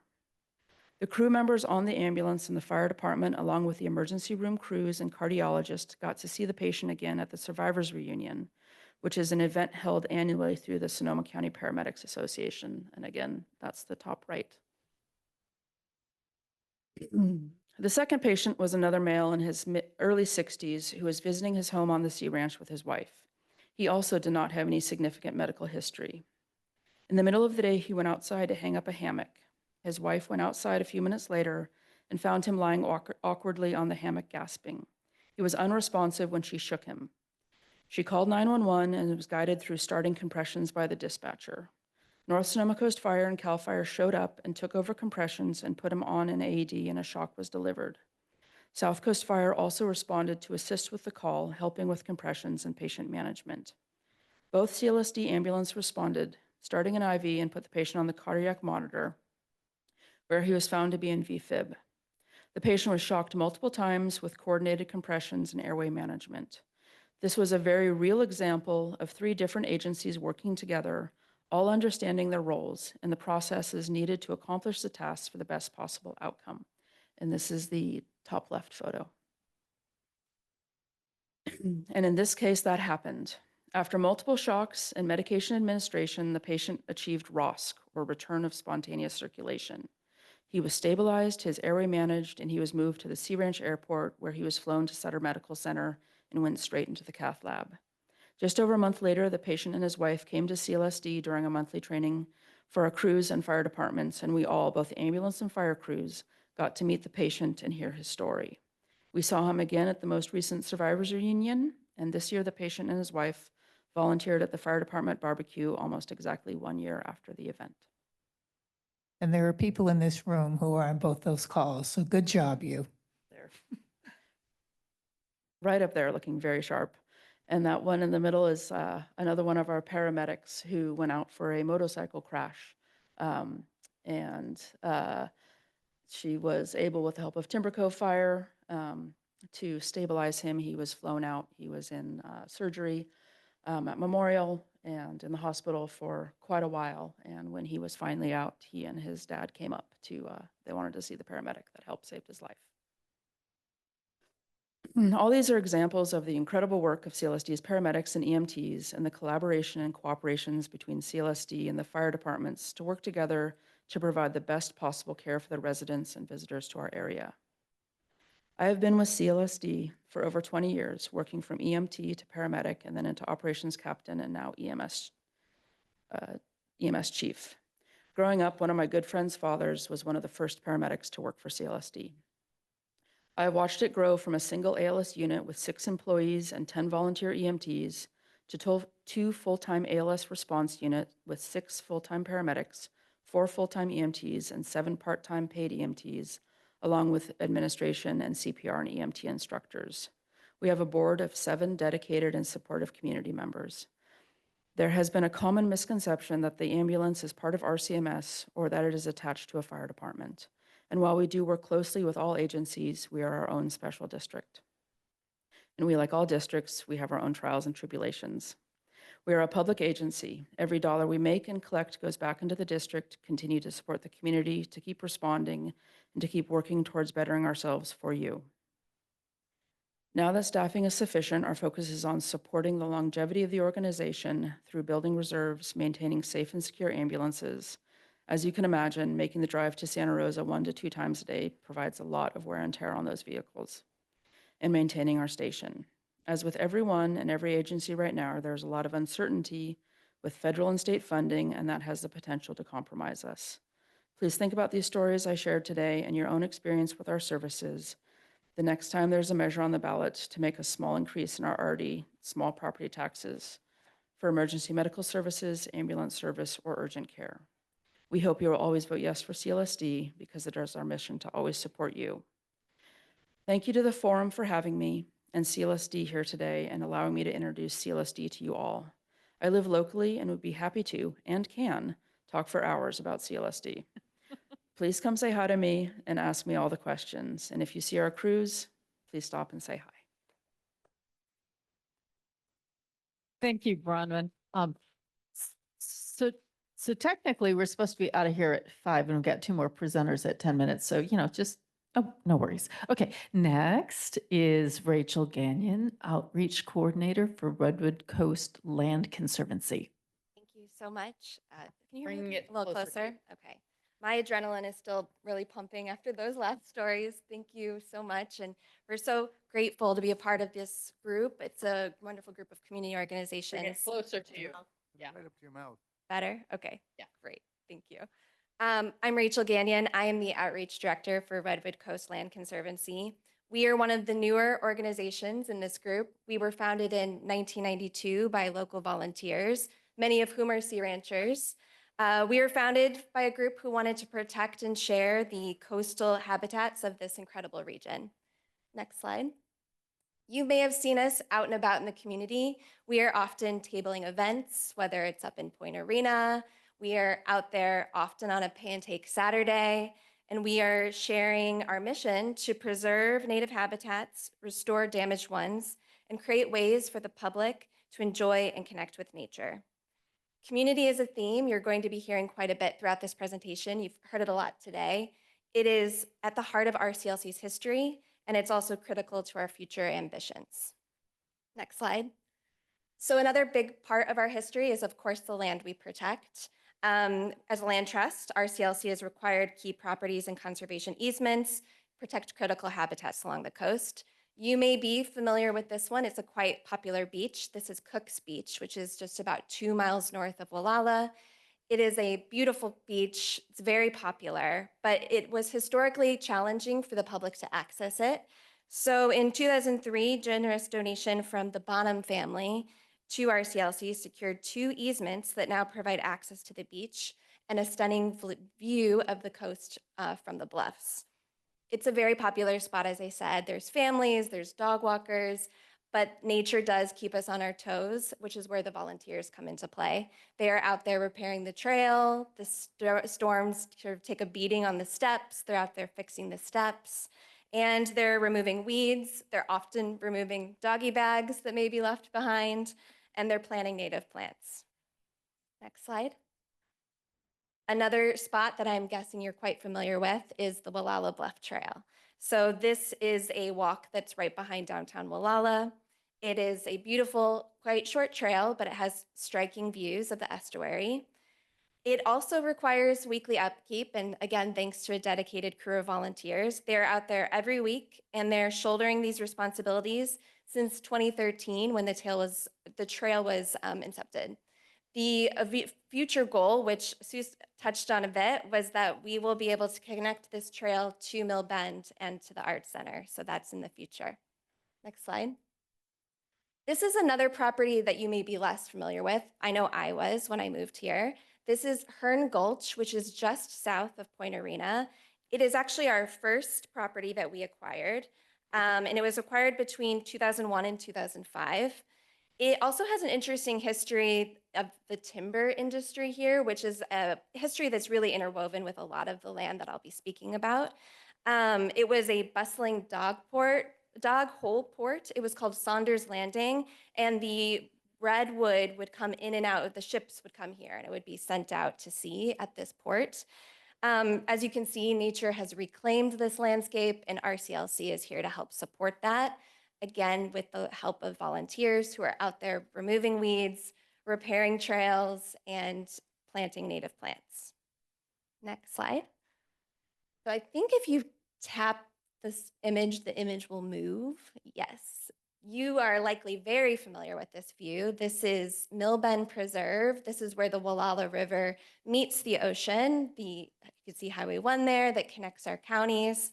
This is probably the most momentous community-wide endeavor that RCLC has been a part of. This is a 113-acre property, and again, it sits where the Gualala River meets the ocean, and it's along Sonoma County's Gualala Point Regional Park. Go to the next slide. I think you have to, yeah, there we go.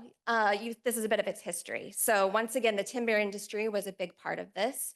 Back in the 1800s, this area was a hub for the timber industry. There were 2 mills. So there was one in what it was known as China Gulch, and then there was another mill that was down near the mouth of the river, and it would process coastal redwoods, send those redwoods out into the community. It's why Gualala really boomed at the time. There was a big economic driver, and the mills were in existence for about 40 years. Next slide. So this is a view of Mill Bend at that time. This is back in the 1800s. And if you do the next slide, you will see that same view today. As can be imagined, having decades and decades of that industry has significantly impacted the habitat and the land. So when this property was up for sale, RCLC was able to work with a conservation buyer. So the conservation buyer held the property while RCLC raised the funds to purchase and protect it. So this was thanks to community support and then also funding from the State Coastal Conservancy, California Natural Resources Agency, U.S. Fish and Wildlife. And then we reached our goal in 2020, and we officially took ownership in 2021. Next slide. So we have this property. What does that mean for the future of Mill Bend? Well, in 2024, we received a grant for the California State Coastal Conservancy to develop a long-term plan for Mill Bend Preserve. This is really a blueprint to help guide the restoration of native plant communities and improve public access. We work with an ecological consulting firm, PCI, and they are helping us design the plan, and a lot of this work is currently underway. So this is just an example of some of the plans that are in the plan, but you can see some of the spots that are going to be restored, some of the disturbances that will be removed, and there's a lot more to come. Next slide. So this is an example of some of the habitat that we are restoring. There's alder forests, bishop pine, habitats of redwood forests, the willow thickets, coastal scrub, emergent wetlands, and really the Gualala River estuary itself. Mill Bend Preserve Conservation Plan describes these measures. You can find that on our website, and it's all about how we're going to restore habitat health, support native species, and adapt to climate change. Next slide. Cannot go without speaking to the importance of the Gualala River. The coho salmon is actually an important element of this river, and especially the history of this river. Coho salmon and steelhead trout used to be thriving in the estuary. It is no longer the case. These are important species to the health of the overall ecosystem. If you go to the next slide, you'll see another guy who's important to the ecosystem, and that is the red-legged frog. It also includes harbor seals, river otters, birds like osprey, and bald eagles. It truly is a vital ecosystem that we hope to restore. So through a grant from the California Department of Fish and Wildlife, we are currently designing habitat enhancements to support these fish and the estuary and improve the likelihood that these species will once again thrive. Next slide. So here is some of our volunteers hard at work. Some of the present work that's happening is intensive habitat restoration. Our growing staff is working alongside a team of volunteers to remove plants like Scotch broom and ciabatta grass. If you live on the coast, you're probably very familiar with those plants and how challenging they are to remove. They're also important to remove because they're invasive, and invasive plants are flammable. So we received a grant that was funding our wildfire resilience efforts, and their removal not only benefits this ecosystem, but also helps protect the adjoining community. Next slide. And here's more of our volunteers hard at work. They are very tolerant with me being a paparazzi. Lots of great action shots. Next slide. I think another really exciting part of our history and also the property itself is the cemetery. If you're not familiar, up on the upland portion of Mill Bend Preserve across from the cottage is a historic cemetery dating back to 1870. When we acquired the property, it was very overgrown and neglected. But again, through a team of volunteers, It was restored. You can visit it and see the restored monuments. There's new fencing, new signage, and importantly, a lot of research has been done on the history of the families who've been buried here. So if you go, there are QR codes, you can read about it, and you can go to the website and learn more. Next slide. So as I mentioned before, public access is a big part of our vision. You can also access Millbend now. You can go and visit. There are trails. There are truly spectacular views of the estuary. We have a point in the estuary where you can take a kayak out with Riverbend kayaks. So I would encourage you to explore now. But we also are working with PCI on what access will look like in the future. So looking at opportunities for additional trails and ways to balance protection with public access and enjoyment. Next slide. We also really love to share the space with our community through events. So this is our bird walks. They're very popular. You will explore the estuary, you'll explore the uplands. I highly recommend joining on one of those. We have native plant walks as well. It's a great way to learn the plants in our region. And we are looking to expand our programming. So if you have ideas, if you have skills, please let us know. We are eager for new ideas and we're looking for new ways to involve the community. Next slide. This is one of the programs we are most proud of. It is called Kids in Kayaks, and we work with the local schools and Riverbend Kayaks and invite students to come explore the river, and they get to learn firsthand about the local ecosystem. Next slide. This is another great one where kids come and families join. This is the wreath making event that we do every year, and we gather natural materials from Mill Bend and make wreaths and decorations. And again, it's programs like these that help a new generation learn about the beauty of this space, the Gualala River watershed, and develop a deeper understanding of why it's so important to protect it. So if it looks like we're doing a lot of things and we're gearing up for other big things, it's because that's true. We are a very small land trust, but we have a big job, and that job is to protect and sometimes assist in the repair of nature.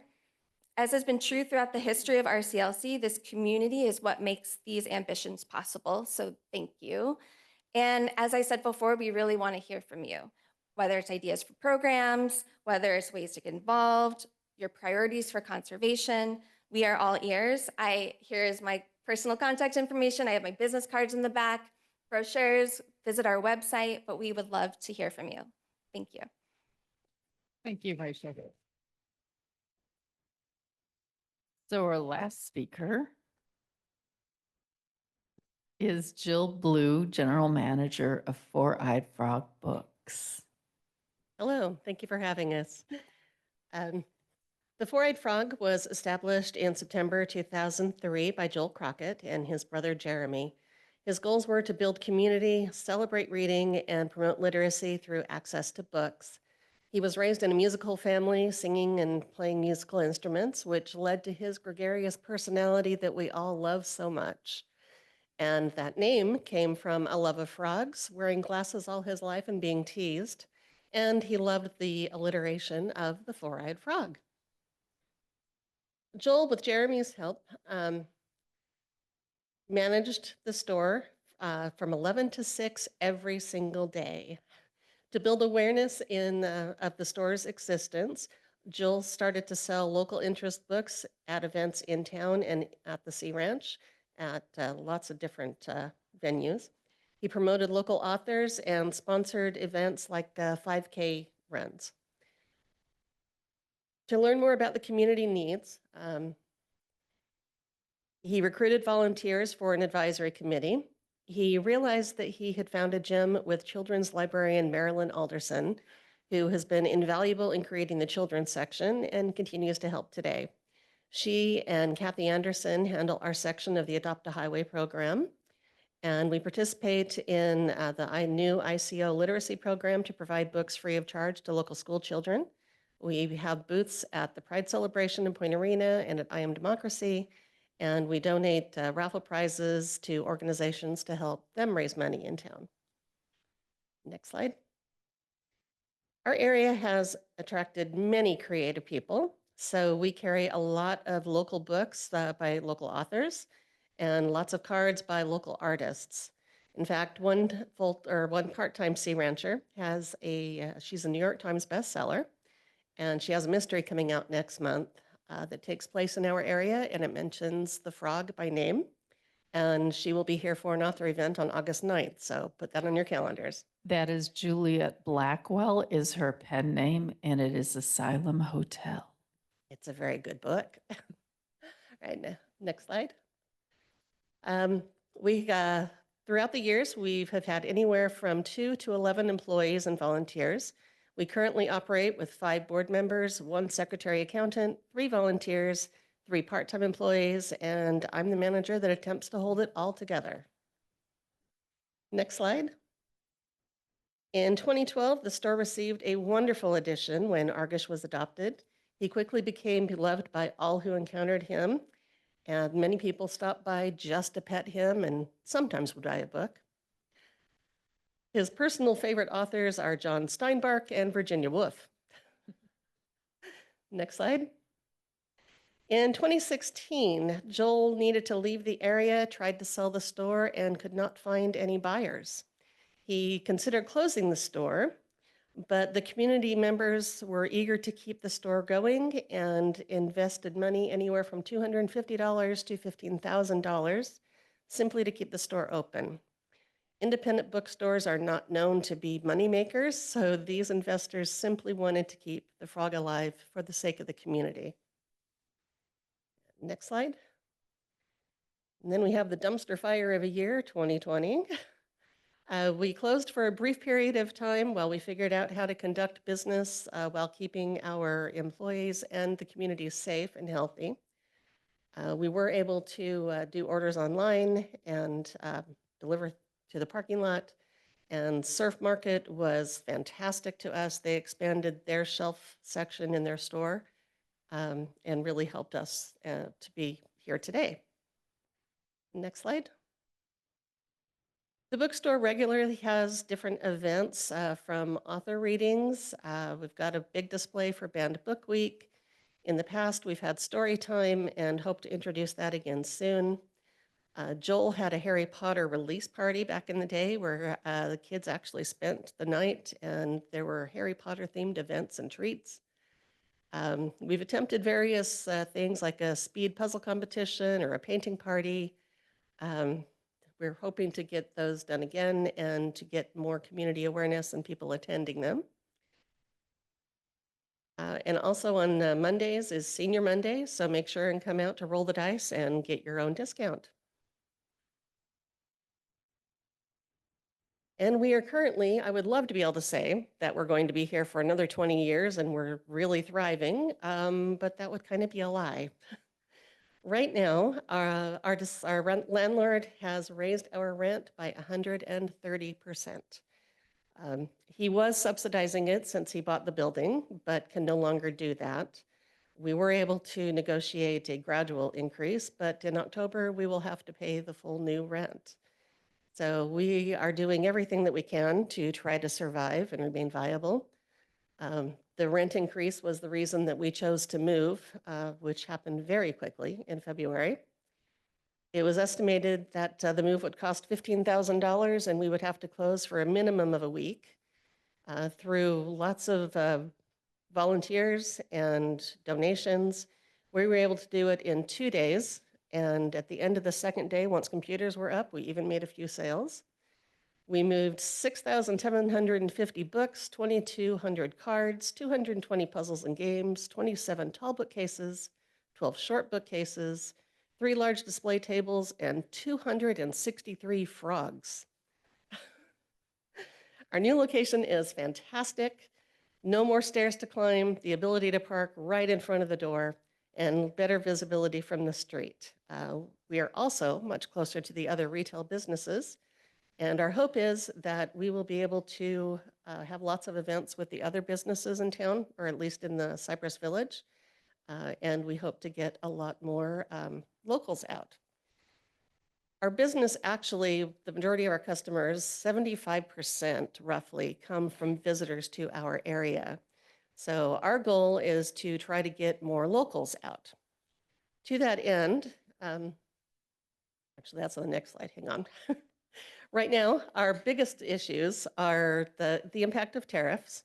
Even though a lot of them have been backed off on, the price increases of a lot of the things we carry, those price changes have not been delayed. A lot of people don't realize that many of our books are printed in China. And while those are exempt from the tariffs because they're educational, paper and ink are not. So books that are printed here in the States are going to be costing more shortly. So while we're trying to fight all of these fees along with a worsening economy, just kind of everything is producing a perfect storm. So we hope to be able to survive that. To that end, we are trying to, next slide. One thing we are trying to do along with the Coastal Kitchen, we are having a last Thursday's event where the retail stores in Cypress Village stay open until 7. We have a food truck there. We're having various different things to try to bring the community out. This month, it will be an open mic pride poetry or spoken word event. So we hope lots of you can come out for that. Jeannie Jackson, with the help of an endowment, has created the local literacy program. She's partnered with the Frog to purchase books that we then sell to the ICO, and they distribute the books free of charge to local schools in their classrooms. So far, the focus has been on local authors, and the authors have been encouraged to go into the classrooms as well and make presentations on the books. So far, it's been very successful in helping the ICO and the Frog, and that will hopefully continue for quite some time. And the next slide. Ways that you can help. Please shop at our store. We are able to get books often a lot faster than Amazon can. If you let us know by noon, we can generally have a book for you the next afternoon. We're planning a bunch of different events for this summer, so keep an eye out at the local stores for flyers in the windows and on our website, and you can sign up at the back table for our email list.